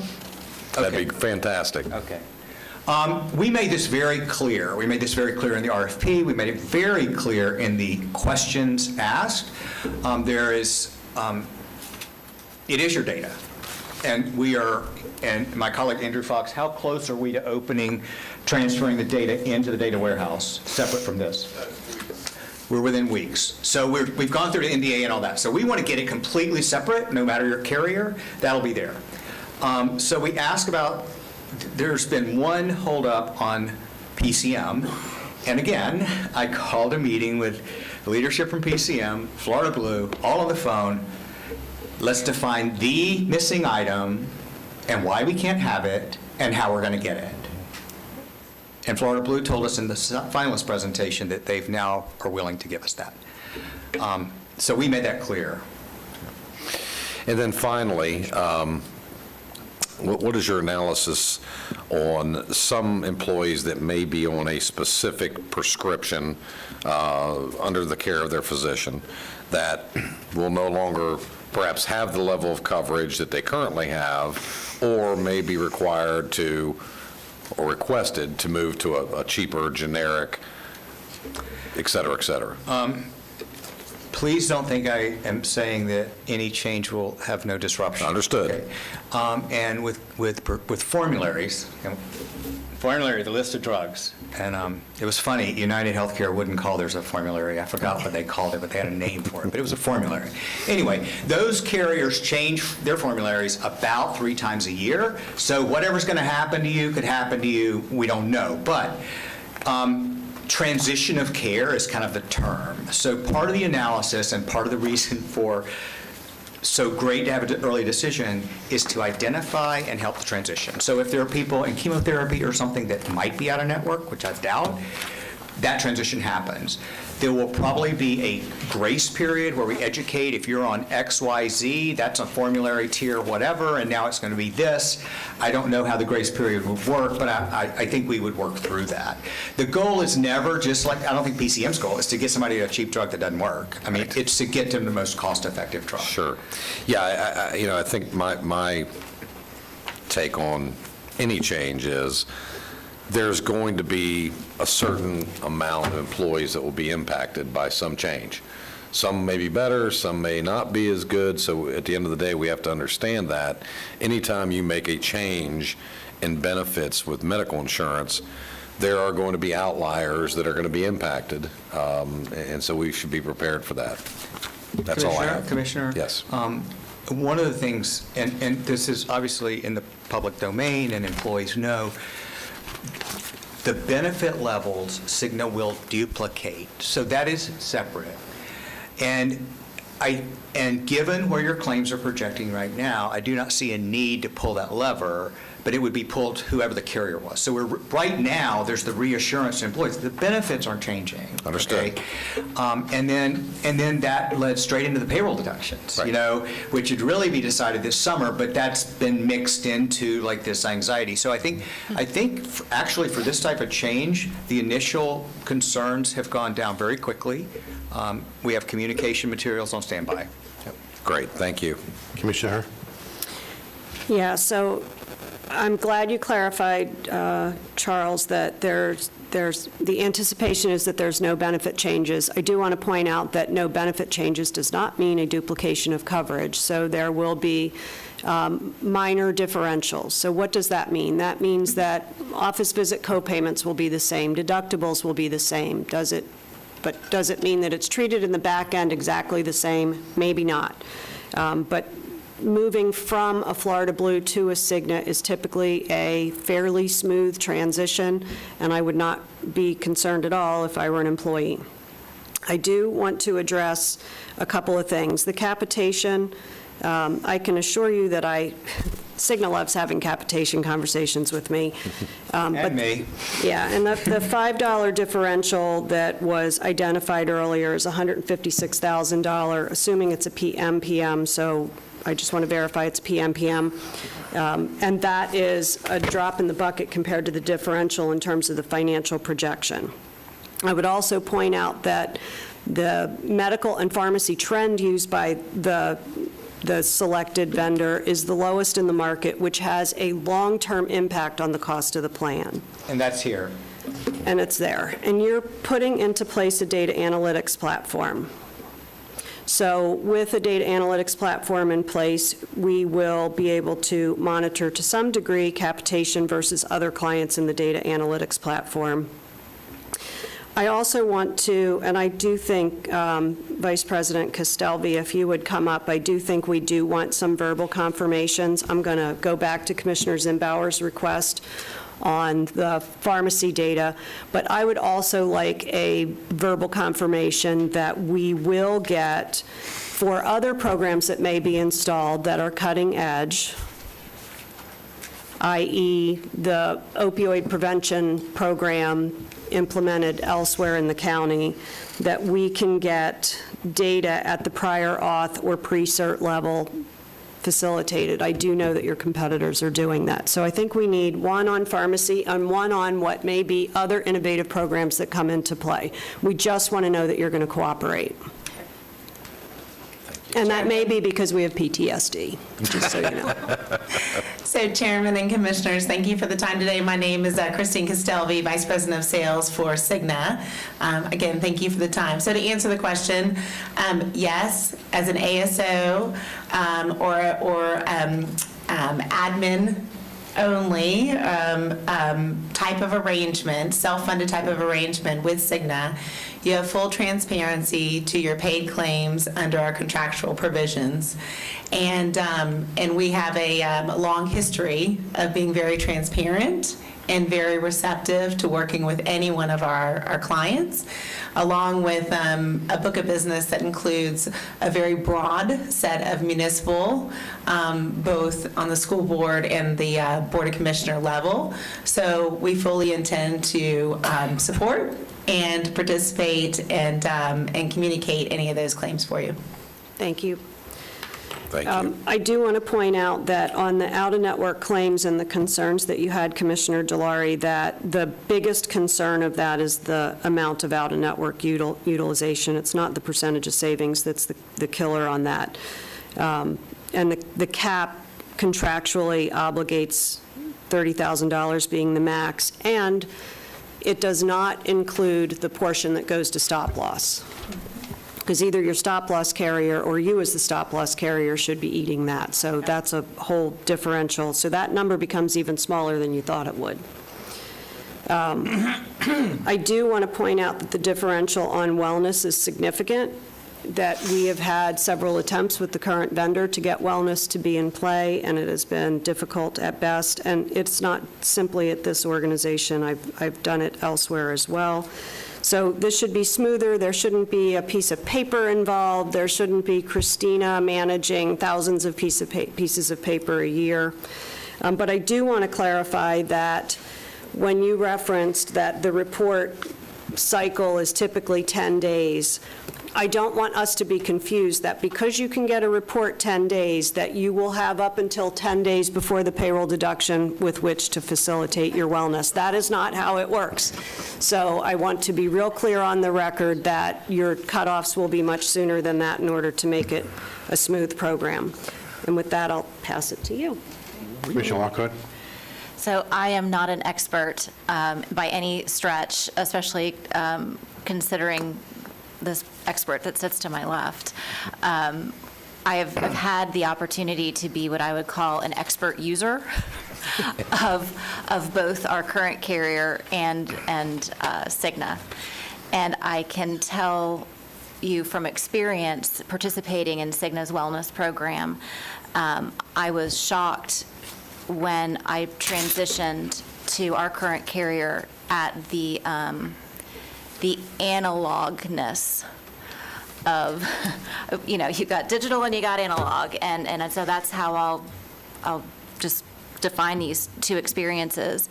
The level of what was required of the employee in order to get the wellness objectives on the piece of paper, get it signed, get it turned in.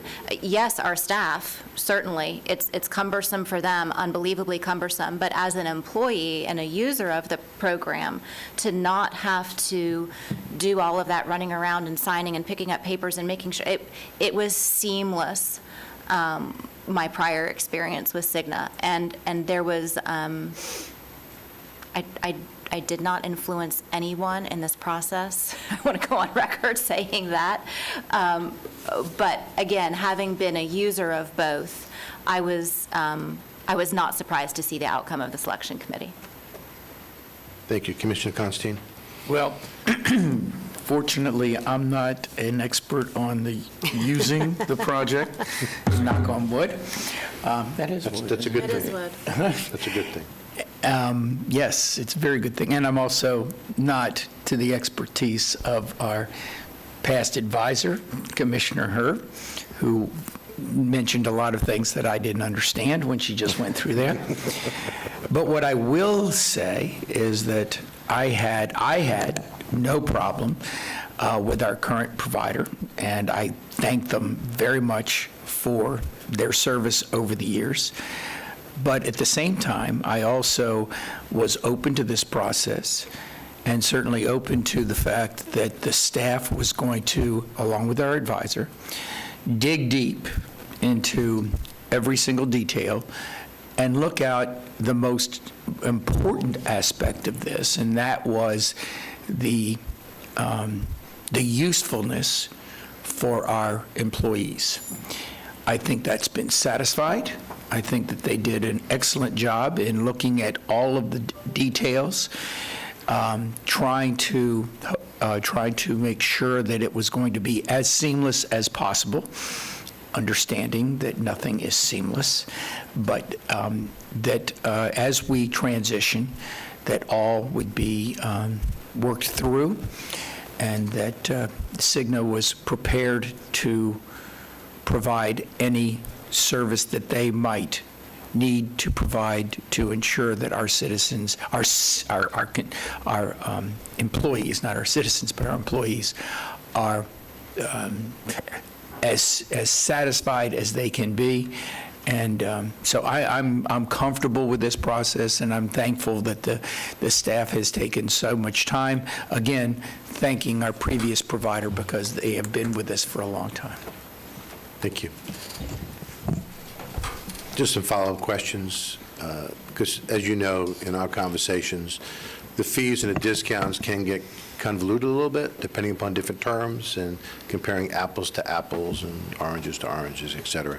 So in your opinion, when you did the RFP, there's a difference between capacity and providing services and net cost.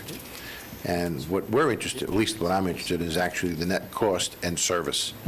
So I want to make sure that when we sign up for a new carrier, that the net cost is the best net cost that we can achieve. Is that correct? This is the best net cost that was presented. Okay. And I think a key component on this slide is that trend level of 8.14. We have seen this consistently in the market. You will see that Aetna and United and Cigna are very, very close. And I'm glad you asked about net cost, because my new friend Tammy Hodgkins in purchasing, as we're trying to get to a number for you all, a number out of all these pieces, I prepared an all in and all out for a net. Correct. And this was the best net. Great. And on the wellness, you believe that this is the best provider we should go with, correct? Of the choices available, yes. Okay. But they have gone stellarly above. They've grown a lot since my meeting with Rita. Okay, great. And the thing with out-of-network, you feel that out-of-network will not be an issue with our staff? No, it will not be an issue. I just need to make sure, that's all. You know, I do appreciate your time and your effort that you put into this, because it was quite an in-depth conversation that we've had a couple times in my office, and I look forward for more conversations, obviously. But it's appropriate, and this is the reason why I pulled it, because I wanted to make sure we had these conversations. Thank you. I'm glad. I'm glad also. It has been it's just been an awesome 3 months to get to be part of it. I'm serious. Before we go for a motion, is there any written request to like to speak on this issue? No, sir. Okay, is there anyone in the audience that would like to speak on this issue? Seeing none, we'll close public input. Look for board recommendation. Move approval. Second. We have a motion and a second. All in favor, signify by saying aye. Aye. Opposed, like sign. I'm sorry. Opposed? Motion passed unanimously. Thank you.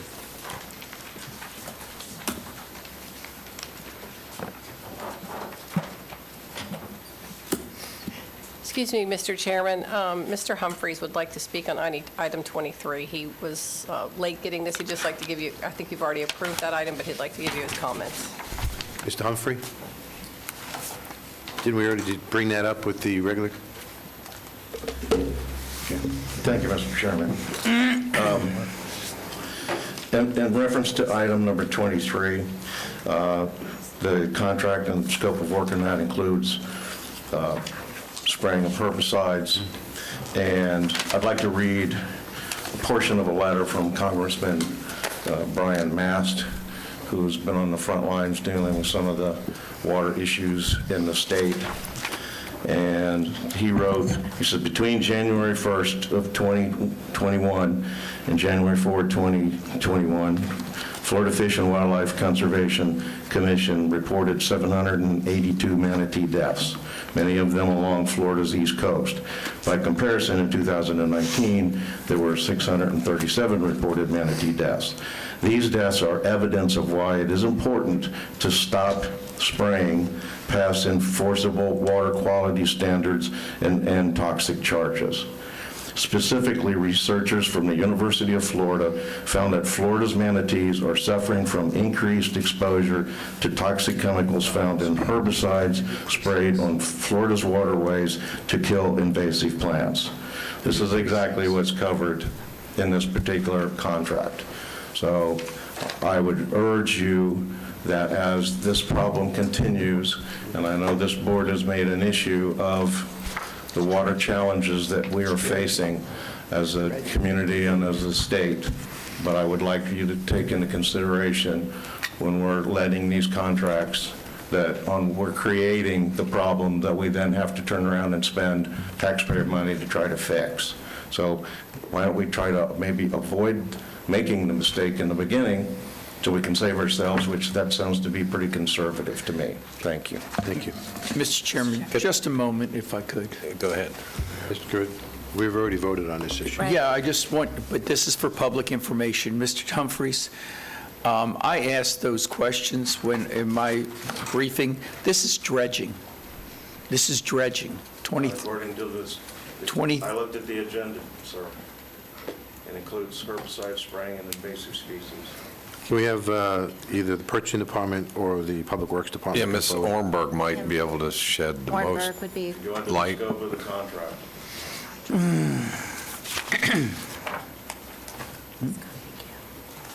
Yeah, I know. For the record, John Judge, Public Work Director and County Engineer.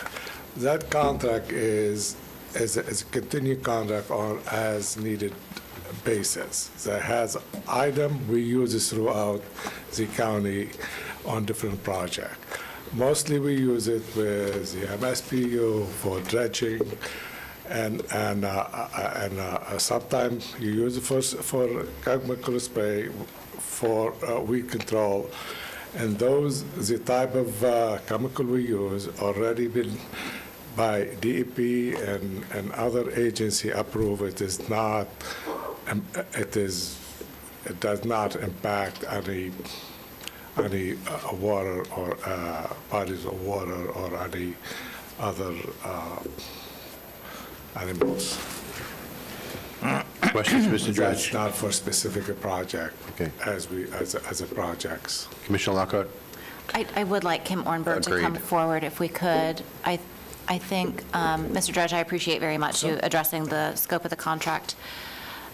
But we've received emails Yes. over the years about aquatic herbicides and their use, and you and your team are the ones who are the experts in utilizing those, and I think have done so pretty successfully in restoration projects in the county. Could you just address that for us? Yes, for the record, Kim Ornberg, Interim Deputy Director, Environmental Services.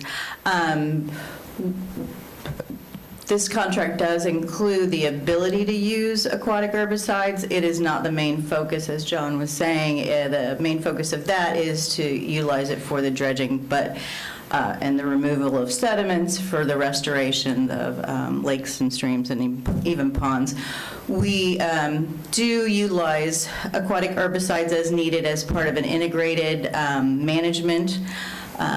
We do that, like I said, with lakes and streams, but as part of that, we'll do biological controls using grass carp. You knock back the invasive plants with the herbicides, and then you introduce native plants. We do a lot of beneficial revegetation projects, like with Little Kaiba that we're planning to do, and introduce biological controls to try and minimize the amount of aquatic herbicides that we use. All of the aquatic herbicides we use are approved by FDACs. We actually, the contractor that typically does our herbicide treatments is actually FWC's contractor. We piggyback off of their contract because it's a good holistic contract for us. Any other questions for staff? Commissioner Zimbauer? And I know that, and this may be the same answer, I know through some of our MSBU programs, there's chemicals that are used for invasive species in some of our lake areas, and some of those overlap jurisdictional boundaries. Part of the lake might be in Orange County, the other part might be in Seminole, and we may have some lake County, Seminole County. Has there been any concerns or issues from the other jurisdictions that whatever chemicals are being used are not the appropriate chemicals or are causing some kind of issue or byproduct of those chemical uses? Not that I'm aware of, sir. Okay, thank you. Any other comments, Commissioner Herr? I can't, so this is not fair, but on the very basic review, I can see where it's in here. What I don't see is, while we're saying what we use when we spray, I don't see a restriction in this agreement, but again, not fair that I'm looking at it like this, that says what they use needs to be what we use. So perhaps a good takeaway could be that we just shore up the agreement to make sure that they're not using things that we would not deem appropriate. Would you like to address that?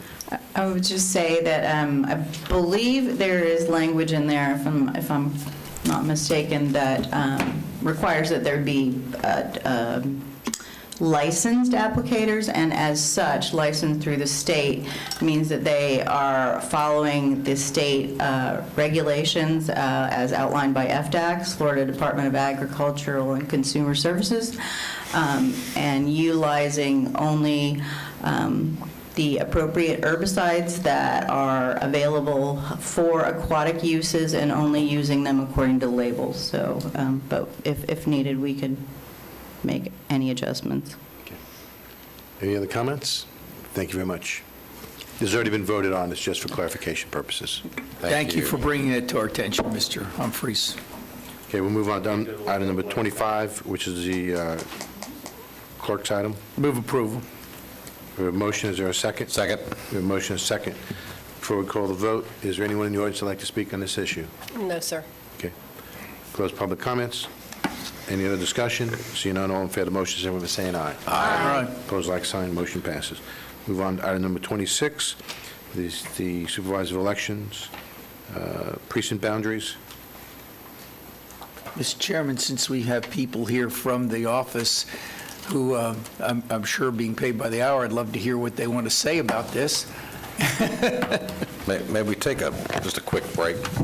We'll take a 2-minute break, and then we'll come back. That'd be great. Thank you. Thank you.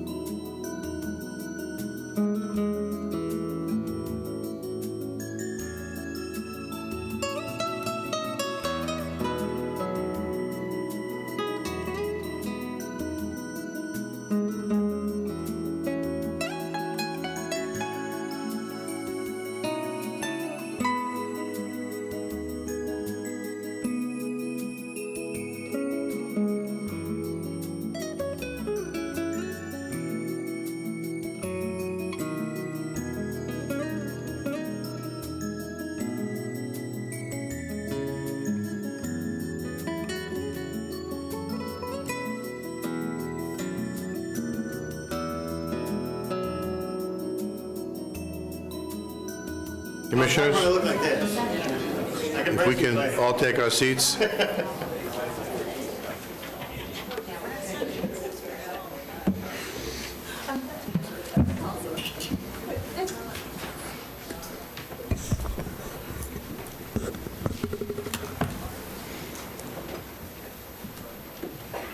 like to reconvene the commission meeting.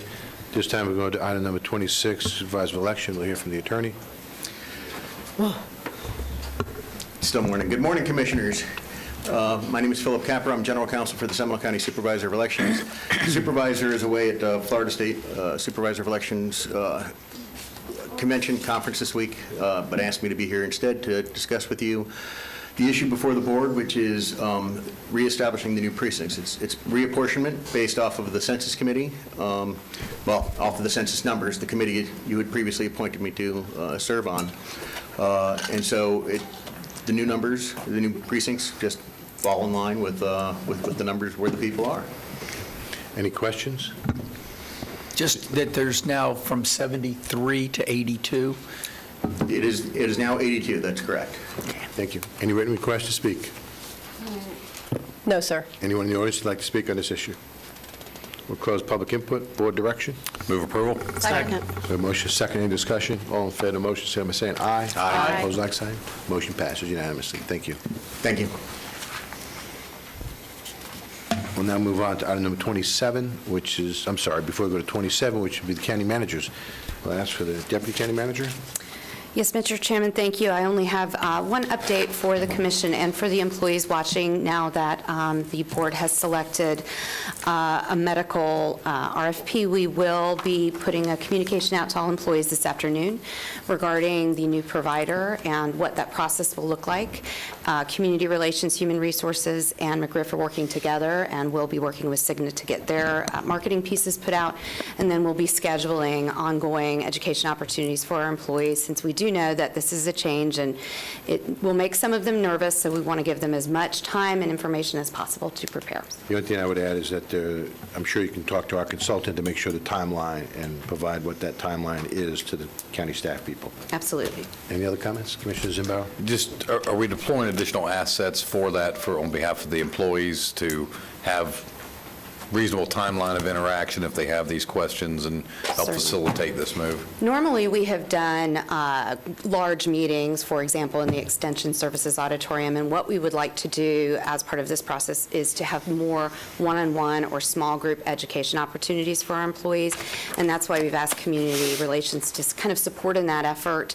Even though they typically focus on external communications in this situation, we would like them to support with the internal messaging and scheduling and so forth, logistics of this. That'd be great, and I appreciate it. I think, in my opinion, we probably ought to be doing both, because some of those matters are more personal in nature to have those conversations that otherwise may not happen in a group setting. So that's great. Thank you very much. Thank you. Any other comments, Commissioner Herr? Yeah, I just want to point out that one of the features of the Cigna program is a pre-enrollment customer service line, so they'll open it prior to the effective date, which is an unusual phenomena. So the one-on-one conversations with truly how something is going to work for somebody's individual medical condition should be handled through that, and probably not through one-on-one with a third party. The last thing we want to do is steer somebody wrong. Right, good point. Thank you. Any other comments? Anything else, Ms. Johnson? No, thank you, sir. Now move on to the county attorney, 27, Ms. Chipok. Thank you very much. For the record, Paul Chipok, Acting County Attorney. Item number 27 is for requesting approval and authorization for the chairman to execute the proposed opioid settlement agreement with Walgreens.